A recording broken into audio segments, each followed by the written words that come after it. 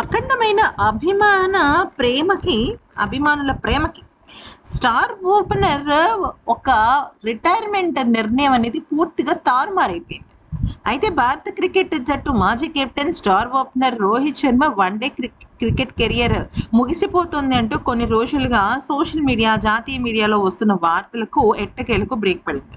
అయితే నిజానికి మూడవ మ్యాచ్ అనేది అంటే రేపు లార్డ్స్ వేదికగా అంటే ఆదివారం నాడు లార్డ్స్ వేదికగా జరగబోయే మూడో వన్డే మ్యాచ్ తర్వాత రోహిత్ శర్మ వన్డేలకు రిటైర్మెంట్ ప్రకటిస్తారన్న వార్తలు బీసీసీఐ తీవ్రంగా ఖండించింది. ఈ మేరకు బీసీసీఐ కార్యదర్శి దేవజిత్ సైకియా శనివారం ఒక అధికారిక ప్రకటన విడుదల చేస్తూ రోహిత్ శర్మ చుట్టూ అలుముకున్న ఈ రిటైర్మెంట్ ప్రకటనలన్నీ కూడా కేవలం ఊహాగానాలేనని, దీనికి సంబంధించి ఎటువంటి అధికారికమైన విషయం లేదని, వాటన్నిటిని పూర్తిగా ఖండిస్తున్నానని, లార్డ్స్ మైదానంలో జరిగే ఆ వన్డే ఆఖరి వన్డే ఏదైతే ఇంగ్లాండ్తో జరగబోతుందో ఆ సిరీస్కి అది లాస్ట్ వన్డే, కానీ రోహిత్ శర్మ క్రికెట్ కెరియర్కి ఎటువంటి సంబంధం లేదని చెప్పుకుంటూ వచ్చాడు.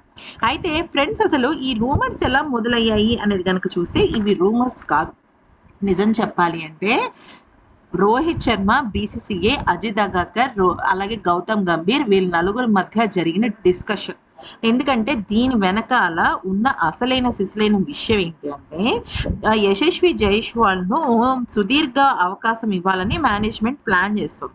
ఈ క్రమంలో ఇంగ్లాండ్ టూర్ ముగిసిన తర్వాత వన్డే జట్టులో రోహిత్ శర్మకు చోటు కష్టమని, అతన్ని తీసేసి యశస్విని పెట్టాలన్న ఆలోచనకి ఫిక్స్ అయిపోయింది. కాకపోతే మ్యాటర్ ఏమైందంటే ఇది కాస్త లీక్ అయిపోయింది అనమాట. అంటే మామూలుగా వాళ్ళ చర్చలుగా కాకుండా అది మీడియాకి బాగా లీక్ అయిపోయింది. ఎప్పుడైతే మీడియాకి లీక్ అయిందో పెద్ద ఎత్తున భారీగా అసలు అభిమానులు విపరీతంగా బీసీసీఐని తప్పుబట్టారు. ముఖ్యంగా అజిత్ అగాకర్ అలాగే గౌతమ్ గంభీర్ ఇద్దరు కూడా జట్టు నుంచి వెళ్ళిపోవాలని చాలా అంటే చాలా ఎక్కువగా ప్రెషర్ తీసుకొచ్చారు.